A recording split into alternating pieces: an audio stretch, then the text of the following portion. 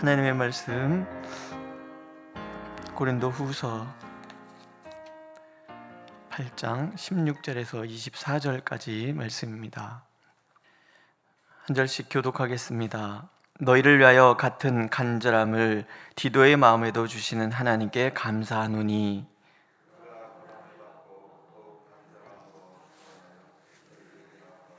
또 그와 함께 그 형제를 보내었으니 이 사람은 복음으로써 모든 교회에서 칭찬을 받는 자요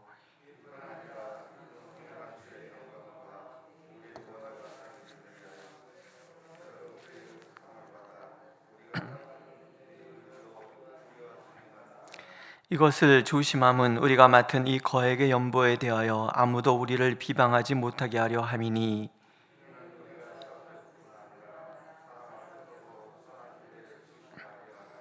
또 그들과 함께 우리의 한 형제를 보내었노니 우리는 그가 여러 가지 일에 간절한 것을 여러 번 확인하였거니와 이제 그가 너희를 크게 믿음으로 더욱 간절하니라.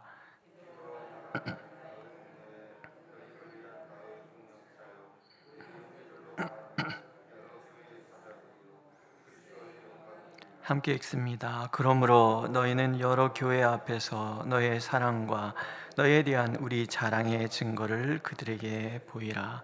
아멘. 인권의 복이라는 말이 있습니다. 어떤 분이 저한테 늘 그런 얘기를 했어요. 경아래, 니는 인권의 복, 물권의 복, 영권의 복에 대해서 늘 기도해라, 뭐 이런 얘기를 하셨어요. 그래서 제가 인권의 복이라는 게 도대체 뭘까 제 생각을 많이 했는데요.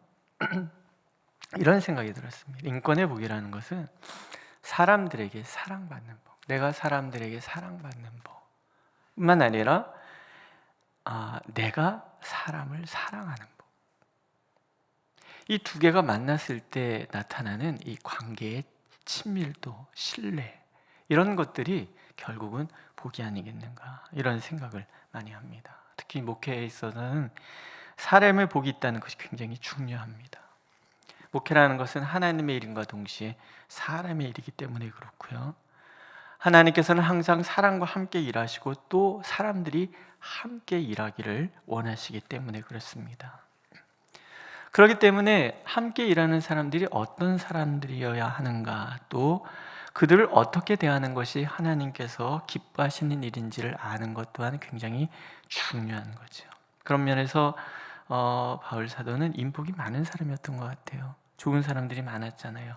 바나바, 실라, 디모데, 디도, 누가, 마가, 오네시모, 브리스길라, 아굴라, 필레몬, 루디아, 아볼로, 많은 이 바울의 동력자가 있어서 그의 사역이 더욱더 하나님 앞에서 아름다운 사역이 된다는 거죠. 하나님께서 함께 일할 사람들을 만나게 하시는 이유가 여러 가지가 있습니다. 굳이 몇 가지만 들으면 일단은 혼자 모든 걸 다 할 수 없기 때문에 그렇습니다. 그렇잖아요. 사람들의 개개인의 능력에는 한계가 있어서 백지장도 맞들면 낫다 그러는데 각각 다른 사람이 만나서 그 역할이 이렇게 합쳐지면 이게 배나 사역의 지경이 넓어지잖아요. 그래서 우리가 각각 다른 사람들끼리 만나서 서로 힘을 합친다 그러면 그 사역이 굉장히 넓어지는 거죠. 또 오늘 본문에 나와 있는 대로 복음의 사역에 더욱 조심하기 위함이다라는 거예요. 거액의 그 구제비를 들고 옮기려면 지금같이 교통이 발달하고 이렇게 온라인 계좌 이런 시대가 아니잖아요. 그것도 지폐도 아니고 동전 들고 다니려 그러면 도적의 위험도 많고 또 견물생심이라고 사람들이 그것을 욕심을 낼 수도 있잖아요. 오죽하면 예수님의 제자였던 가룟 유다는 도적이다 이런 얘기를 들었겠습니까? 그만큼 사람은 물질에 약하단 말이죠. 이게 결국은 사도와 동역자들의 비방거리가 되기도 하고 선하지 못한 일이 일어날 수도 있다라는 거예요. 그래서 서로 믿는 사람끼리 이 힘을 합치는 것인데 어디 이것뿐만이겠습니까? 교회 일에도 항상 서로가 있을 때 우리가 서로 조심하게 되고 또 교회 일이 더 견고해지는 일들이 있지 않습니까? 한 사람이 모든 것을 독단적으로 다 처리하는 공동체는 건강한 공동체가 될 수가 없잖아요. 서로 이렇게 견제도 해야 되고 서로 도와도 줘야 되고 그리고 서로 힘을 합치기도 해야 되고 이런 것들이 우리가 건강한 공동체로 나가는 데 중요한 요소라는 거죠. 제일 중요한 것은요, 하나님의 나라에는요 관중이 없습니다. 다 경기자만 있는 것뿐이죠. 요즘 프로스포츠가 발달을 해가지고 경기하는 선수들이 있고 보는 관중들이 있고 그렇잖아요. 그러다 보니까는 교회도 관중, 대부분의 성도들을 관중으로 남겨놓는단 말이죠. 건강한 교회가 아닌 거예요. 몇 사람만이 일하는 교회, 그것은 정말 위험한 교회라는 거예요. 우리 평신도 사역자라는 말이 있잖아요.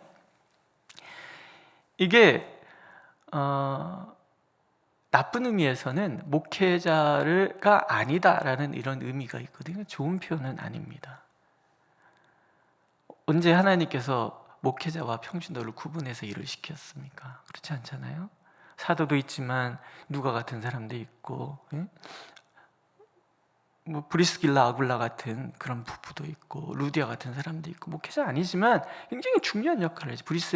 브리스길라와 아굴라 같은 사람은 아볼로라는 사람이 예수 그리스도의 복음에 대해서 모르고 있을 그 사람을 가르쳐서 목사를 세우는 그런 사람들이었단 말이죠. 그러니까 사실은 평신도라는 말에는 성경이 없는 말이에요.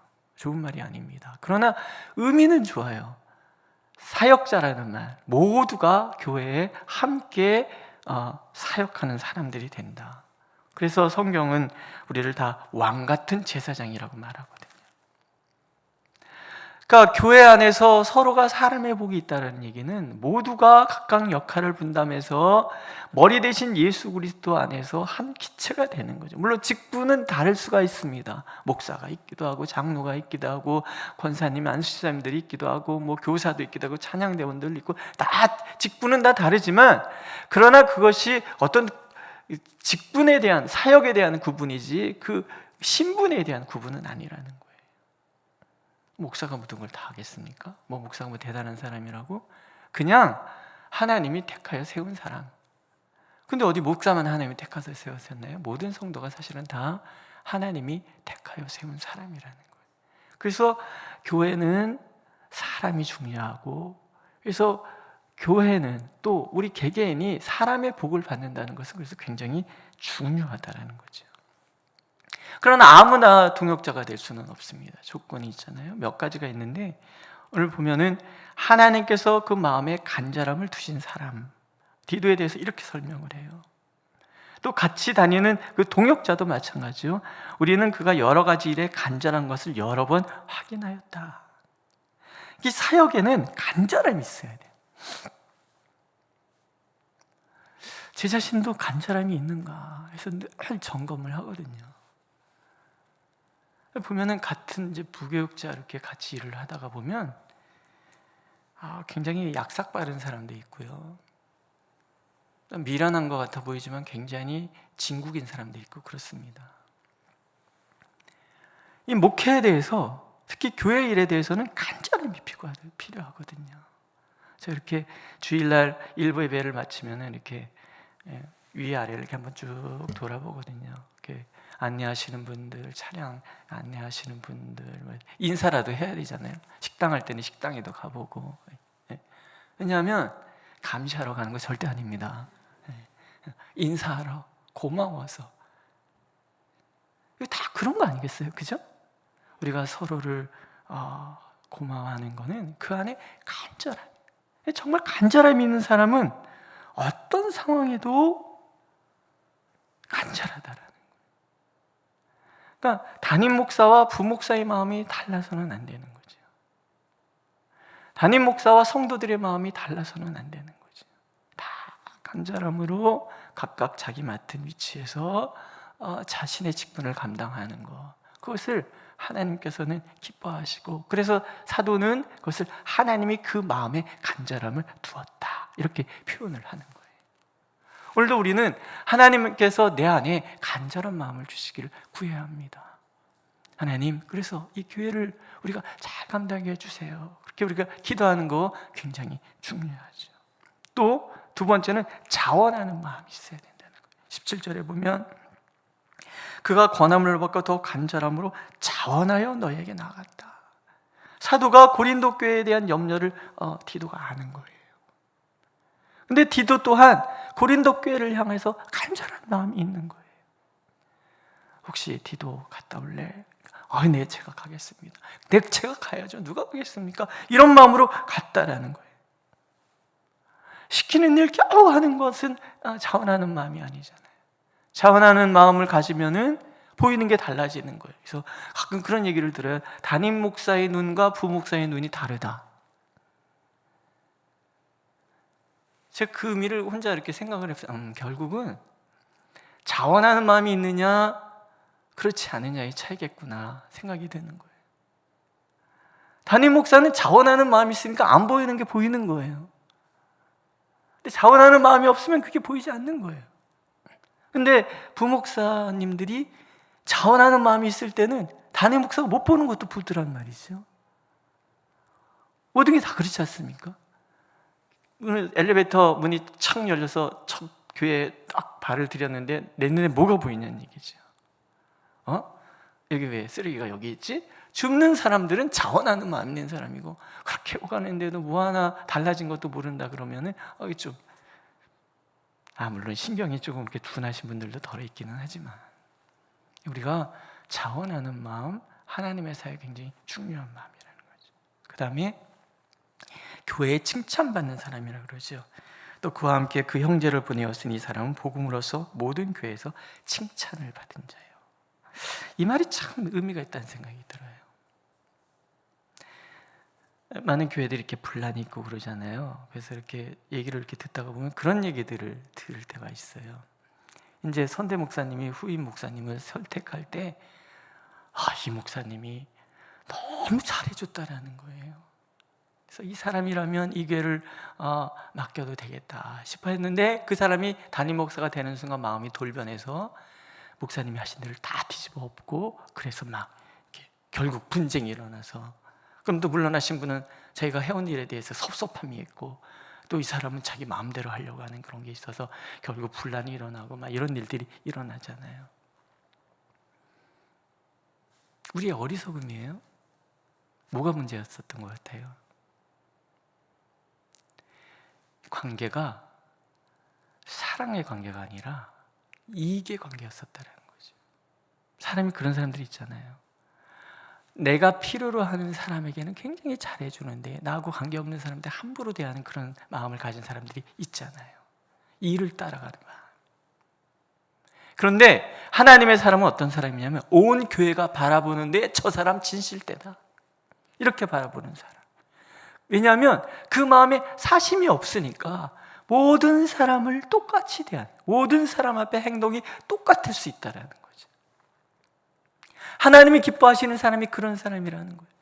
내가 누구를 만나든 어느 자리에 있든 나의 행동이 한결같은 거예요. 늘 하나님 앞에서 하나님이 원하시는 게 무엇인지를 알고 그것을 위해 살아가는 사람, 그래서 복음으로서 칭찬받는 사람이라고 사도는 그렇게 표현을 하는 거예요. 늘 한결같은 사람들끼리 만났다? 너무나 그 공동체는 복이 있는 공동체죠. 사심 없이 정말 하나님만을 사랑하는 마음으로, 하나님께서는 우리가 그런 공동체를 이루고 그렇게 살아가기를 원하시는 거죠. 그 다음에 사도가 디도를 바라보는 마음, 이 사람들을 바라보는 마음이 우리에게도 굉장히 중요한 거예요. 이렇게 얘기를 합니다. 23절에 보면 디도로 말하면 나의 동료요, 이렇게 얘기해요. 나의 동료요, 동역자다. 바울은 담임 목사고 디도는 젊은 부목사인 거예요. 그런데 나의 동료요, 동역자다라고 표현을 해요. 부속물, 도구가 아니라는 말이죠. 그 얘기는 사도는 결코 이 부교역자들 위해 군림하는 사람이 아니었다라는 말이에요. 또 이렇게 얘기합니다. 여러 교회의 사자였다.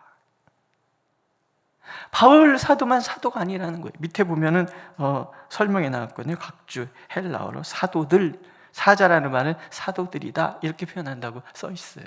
그 얘기는 뭐냐면 사도는 디도조차도 나이도 어리고 경력도 짧지만 자기가 세운 종이기는 하지만 똑같이 대하는 거예요. 디모데에 대해서도 얘기하잖아요. 하나님의 뜻으로 부름받은 나 바울과 디모데는 이런 식으로 얘기를 한단 말이죠. 제가 제일 기분 나쁜 말이 뭐냐면 정 목사 이제 큰 교회 다니게 됐으니까 목사들 뽑아 막 뺑뺑이 돌려. 그러면 막 교회 막 부흥하고 막 이런 얘기를 해주는 분들이 있어요. 그럴 때 굉장히 기분 나빠요. 동역관계잖아요. 어떻게 뺑뺑이를 돌릴 수 있어요? 지가 뺑뺑이 돌아야지. 그런 생각이 많이 드는 거예요. 근데 성도님들도 그래요. 그런 얘기를 제가 언제 들은 적이 있어요. 나는 늘 똑같은데 부목사님들이 자꾸 나이가 어려진대. 나는 자꾸 나이를 먹고 부목사들은 늘 그 연령층이 오거든요. 그러니까 자꾸 나 어려진대. 그러다 어떤 때는 어렸을 때는 전도사님만 해도 하늘같이 보이다가 점점 아들 뻘들이 많다는 어떤 생각이 드세요? 아이고 저거 어떻게 가르치나 이런 마음이 어느 날부터 드는. 그럼 안 된다는 거예요.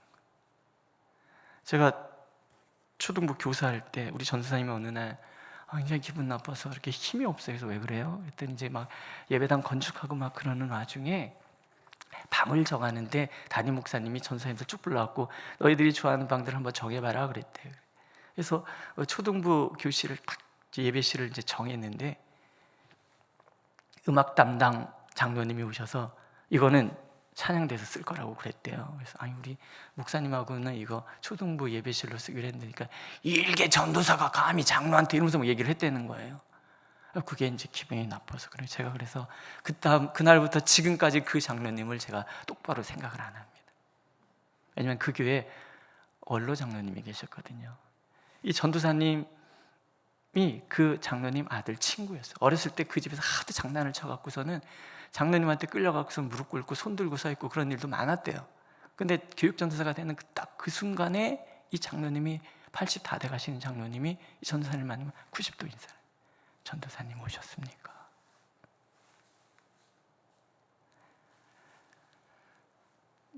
제가 목사로서 그래서 내가 항상 이런 걸 조심을 합니다. 그래서 어린 교육전사님들한테도 항상 존칭어 쓰려고 그러고 그게 말이 꼭 마음의 문제잖아요. 항상 존칭어 쓰려고 그러고 우리가요 결코 도구는 아닌 거예요. 한 사람 한 사람이 하나님의 사자다. 어디 교육자만 그러겠어요? 우리 서로가 다 그런 거예요. 그렇죠? 사도라는 말을 꼭 뭐 바울 사도 이런 사람만 붙인 거 아니거든요. 그러니까 우리가 서로를 바라보면서 다 하나님의 사자. 한번 보세요. 지금 하나님의 사자가 내 앞에 계세요. 우리 권사님 하나님의 사자로 뵈니까 얼굴이 너무 환하세요. 뭐 이런 거죠. 믿으십니까? 또 제일 중요한 말, 그들은 그리스도의 영광이다. 예수께서 우리를 바라보면서 넌 나의 영광이야. 나는 나의 영광이야. 너는 나의 영광이야. 하나님께서 영광으로 바라보는 사람을 우리가 어찌 함부로 대할 수 있냐는 얘기죠. 저는 이게 인권의 복이라고 생각하는 거예요. 우리가 한 사람 한 사람을 대할 때 하나님의 사자로, 하나님의 영광으로, 또 나의 동역자로 바라본다면 얼마나 우리가 소중하냐는 얘기죠. 우리가 그렇게 소중하게 여기면 우리를 통해서 하나님의 나라의 이 지경이 넓어지기 시작할 것이고 우리는 각각 존중받음으로 신나서 주님의 사역을 감당하지 않겠습니까? 하나님께서 우리가 서로가 그렇게 서로를 인정하면서 그렇게 하나님의 사람 되기를 원하시는 거예요. 24절에 보면 그러므로 너희는 여러 교회 앞에서 너희 사랑과 너희에 대한 우리 자랑의 증거를 그들에게 보이라. 그들에게 인정받는 것이 곧 교회에게 인정받는 것이고 교회에 인정받는 것이 곧 하나님께 인정받는 것이라는 거죠. 우리의 삶이 그렇게 하나님 앞에서 하나님의 사람들을 귀히 여기고 서로를 동역자로 알아서 사랑하는 아름다운 공동체 되기를 하나님 오늘 간절히 원하고 계십니다. 기도하겠습니다. 오늘도 우리를 사랑하셔서 각각 하나님의 지체로 불러주시고 영광이다, 너는 나의 영광이다 말씀 들려주신 하나님께 감사를 드립니다. 오늘도 우리가 주님의 말씀을 맡은 자로서, 복음을 맡은 자로서 우리의 걸음걸음마다 아버지 하나님의 영광이 되게 하시고, 주님께서 우리를 영광이다 칭해 주시는 그 담대함과 자부심을 가지고 오늘도 승리하는 우리 모두가 되도록 인도하여 주옵소서. 예수님의 이름으로 기도드렸습니다. 아멘. 하늘에 계신 우리 아버지, 아버지의 이름을 거룩하게 하시며 아버지의 나라가 오게 하시며 아버지의 뜻이 하늘에서와 같이 땅에서도 이루어지게 하소서. 오늘 우리에게 일용할 양식을 주시고 우리가 우리에게 잘못한 사람을 용서해 준 것 같이 우리의 죄를 용서하여 주시고 우리를 시험에 빠지지 않게 하시고 악에서 구하소서. 나라와 권능과 영광이 영원히 아버지의 것입니다. 아멘.